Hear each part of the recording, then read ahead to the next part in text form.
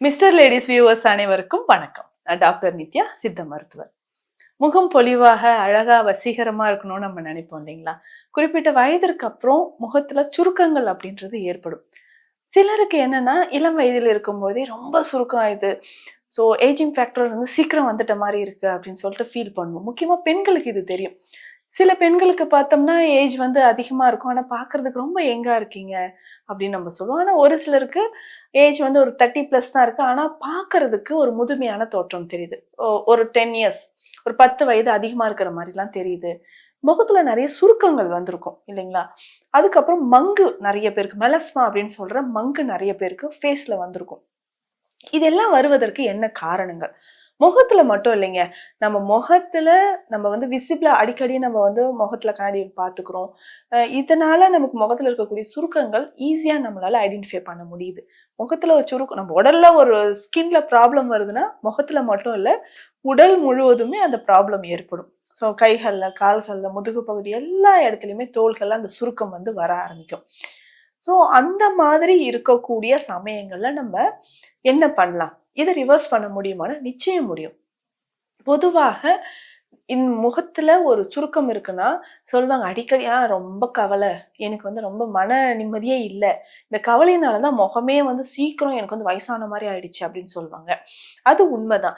எந்த அளவுக்கு நம்ம டிப்ரஷன்ல இருக்கிறோமோ, அந்த அளவுக்கு நம்மளுடைய ஏஜிங் ப்ராசஸ் சீக்கிரமா நடக்க ஆரம்பிக்குதுன்னு சொல்லலாம். டக்குன்னு வந்து தலைமுடி நரைச்சிருச்சு, முகத்துல வந்து சுருக்கங்கள் வருது, மங்கு வருது, இந்த மாதிரி எல்லாம் சொல்வாங்க. இதற்கு நம்ம என்ன பண்ணலாம்? பேசிக்கா நான் சொன்ன மாதிரி இந்த மன அழுத்தம் இல்லாம நம்ம மனச வந்து ரொம்ப ரிலாக்ஸா வச்சுக்கணும். அதுக்கப்புறம் ஸ்கின்ல வந்து அ அவுட்டர் லேயர்ல ரொம்ப ஸ்கின்னோட மேல் பகுதியில தான் டெட் செல்ஸ் எல்லாமே சேர ஆரம்பிக்கும். அது சேர்ந்து சேர்ந்து தான் ஒரு சிலருக்கு மெலஸ்மான்ற கண்டிஷன் வரும். இந்த ஸ்கின்ல வந்து வாட்ஸ், அதாவது சின்ன சின்னதா மருக்கள் ஏற்பட ஆரம்பிக்கும். கண்கள சுத்தி வந்து பார்த்தீங்கன்னா, ரொம்ப சுருக்கம் வர மாரியோ, இல்ல கருவளையம் வந்து அங்கங்க வந்து கருப்பு நிற திட்டுக்கள் ஏற்படுறது, இது எல்லாமே ஏற்படுதுன்னு சொல்லலாம். அதிகமான முக சுருக்கங்கள் இருக்கும் பட்சத்தில், கொலாஜன் நெறைய இருக்கக்கூடிய உணவுகள தேர்ந்தெடுத்து நம்ம சாப்பிடணும். கொலாஜன் எடுக்கணும். நம்ம பாடி வந்து ட்ரை ஆகாம நம்ம பார்த்துக்கணும். உடல்ல நம்ம வந்து டீஹைட்ரேஷன் ஆகும்போது தான், முகத்தில் நெறைய நமக்கு வந்து மங்கு ஏற்படுது, இல்ல சுருக்கங்கள் நெறைய ஏற்படுதுன்றத தெரிஞ்சுக்கலாம். ஸ்கின்னோட அவுட்டர் லேயர்ல ஒரு நரிஷ்மென்ட் வந்து நம்ம குடுத்துக்கிட்டே இருக்கணும். உள்ளுக்கு சாப்பிடக்கூடிய உணவுகள்ல நெறைய கொலாஜன் இருக்கிற மாரி பார்த்துக்கணும். நீர்ச்சத்து அதிகமா இருக்கக்கூடிய பொருட்களையும் நம்ம எடுத்துக்கணும். இதுல ஸ்பெஷலா வந்து பார்த்தோம்னா, பால் வகைகள் ரொம்ப ரொம்ப சிறந்தது. அதுலயும் ஆட்டுப்பால் கிடைச்சா இது ரொம்ப சிறந்ததுன்னு சொல்லலாம். ஆட்டுப்பால் இப்பலாம் எங்க போய் தேடுறது? எங்க கிடைக்கும்? அப்படின்னு நெறைய பேர் கேட்பீங்க. சில இடங்கள்ல ஆட்டுப்பால் கிடைக்குது.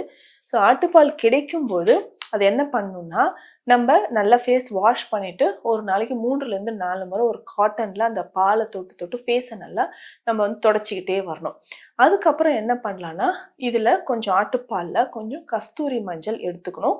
கஸ்தூரி மஞ்சள போட்டு நல்லா கலந்து ஃபேஸ் பேக் மாரி நம்ம போட்டுக்கணும். ஒன்ஸ் ட்ரை ஆனதுக்கப்புறம் திரும்பவும் அந்த ஆட்டுப்பால பால்ல வந்து காட்டன்ல நனைச்சு திரும்ப வந்து அங்கங்க ஈரப்படுத்திக்கிட்டே வரணும். இந்த மாதிரி நம்ம ஆட்டுப்பால் கிடைக்கும்போது இத நம்ம யூஸ் பண்ணிக்கலாம். ஆட்டுப்பால் இல்லாதவங்க நான் என்ன பண்ணலாம் அப்படின்னு கேட்டீங்கன்னா, தேங்காய் பால பயன்படுத்தலாம். தேங்காய் பால்லயும் அதிகமான ஆற்றல் இருக்கு. தேங்காய் பால்ல நம்ம வந்து ஃபேஸ் நல்லா தொட்டு தொட்டு நம்ம பண்ணிட்டு மசாஜ் மாரி ரப் பண்ணிக்கிட்டே வரலாம். அதுக்கப்புறம் வாரத்துக்கு 2 நாள் வந்து முகத்துல நல்லா ஆவி புடிச்சுக்கிட்டே வந்தோம்னா, தோல்ல வந்து அந்த சுருக்கங்கள் இல்லாமல் பாதுகாப்பாக இருக்கும். அடுத்ததாக கற்றாழை இதுக்கு ரொம்ப ரொம்ப யூஸ்ஃபுல்லா இருக்கும். கற்றாழைய நம்ம எப்படி பயன்படுத்தலாம் அப்படின்னா, வீட்ல பேசிக்காவே நம்ம வந்து இந்த பச்சை பயிரெல்லாம் மாவு எடுத்து வச்சிருப்போம். இந்த பச்சை பயிறு மாவோட கொஞ்சமா நம்ம என்ன பண்ணலாம்னா, இந்த கற்றாழை ஜெல் கலந்து ஃபேஸ் பேக்கா நம்ம போட்டுக்கலாம். வாரத்துக்கு ஒரு 2 நாள், 3 நாட்கள், 4 நாட்களுக்கு ஒரு முறை இத நம்ம பயன்படுத்திக்கிட்டே வரும்போது, சுருக்கங்கள் வந்து மறைய ஆரம்பிக்கும். இந்த தேங்காய் பால நான் எப்படியெல்லாம் பயன்படுத்தலாம் அப்படின்னு கேட்டீங்கன்னா, முக்கியமா ஒரு சிலருக்கு அதிகமா சுருக்கம், மெலஸ்மா அப்படின்னு சொல்ற மங்கு இருக்குன்னா, திரிபலா சூர்ணத்துல தேங்காய் பால் விட்டு நல்லா கலந்துக்கணும். இது கூட கொஞ்சம் கஸ்தூரி மஞ்சள் பவுடர் போட்டு கலந்து நம்ம ஃபேஸ் பேக்கா போட்டுட்டே வரலாம். அதுக்கப்புறம் நம்ம என்ன பண்ணலாம்னா, உள்ளுக்கு குடிக்கக்கூடிய ட்ரிங்க்ஸ் அப்படின்றது ரொம்ப முக்கியம். எந்த அளவுக்கு நம்ம உள்ளுக்கு வந்து ட்ரைனஸ் இல்லாம பாதுகாக்கிறோமோ, ஒரு டீஹைட்ரேஷன் ஆகாம, ரொம்ப வறட்சி தன்மை இல்லாமல் இருக்கோ, அந்த அளவுக்கு முகம் ரொம்ப ரொம்ப பொலிவாக இருக்கும். இந்த சமயத்துல நம்ம என்ன பண்றோம்னா, எக்ஸஸா வந்து காஃபி, டீ காலையில எம்ப்டி ஸ்டொமக்ல குடிக்கிறோம். இல்ல ரொம்ப ஸ்பைசி ஃபுட், நான்வெஜ் நெறைய சாப்பிடுறோம். அவுட் சைட் ஃபுட் நெறைய சாப்பிடுறோன்னும் போது தான், நம்ம முகத்துல வந்து சுருக்கங்கள், ஸ்கின்ல வந்து ஒரு சுருக்கம் வந்து ஏற்படுது. இதற்கு பெஸ்ட்டா நம்ம என்ன பண்றோம்னா, சந்தன கலவை எடுத்துக்கலாம். சந்தனம், அகில், தேவதாரு. இது 3மே ரொம்ப ரொம்ப ரொம்ப சிறந்தது. ஏன்னா, அந்த காலத்துலலாம் இந்த அகில், தேவதாரு கட்டையெல்லாம் வந்து ராஜாக்கள், அவங்களுடைய ராணிகளுக்கு இது எல்லாமே வந்து குளியல் பொடியா பயன்படுத்திட்டு இருந்தாங்க.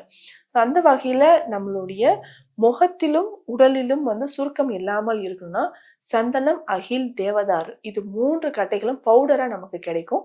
ஈவனா மிக்ஸ் பண்ணி எடுத்து வச்சுக்கலாம். இத வந்து அடிக்கடி வாரத்திற்கு 2 நாட்களோ, இல்ல 1 நாள் விட்டு 1 நாளோ நம்ம முகத்துல ஃபேஸ் பேக் மாரி போட்டுட்டு வந்தோம்னா, முகம் ரொம்ப ரொம்ப பொலிவாக இருக்கும். அதே சமயம் நம்ம உடலும் வந்து வறட்சி இல்லாமல் நம்ம பார்த்துக்கணும்.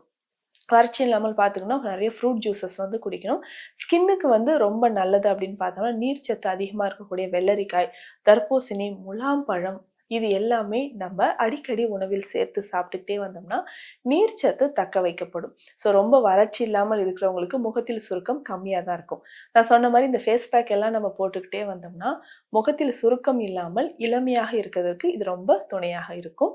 இந்த பதிவு நெறைய பேருக்கு பயனுள்ளதாக இருந்திருக்கும்னு நெனைக்கிறேன். மீண்டும் அடுத்த பதிவில் சந்திக்கலாம். நன்றி.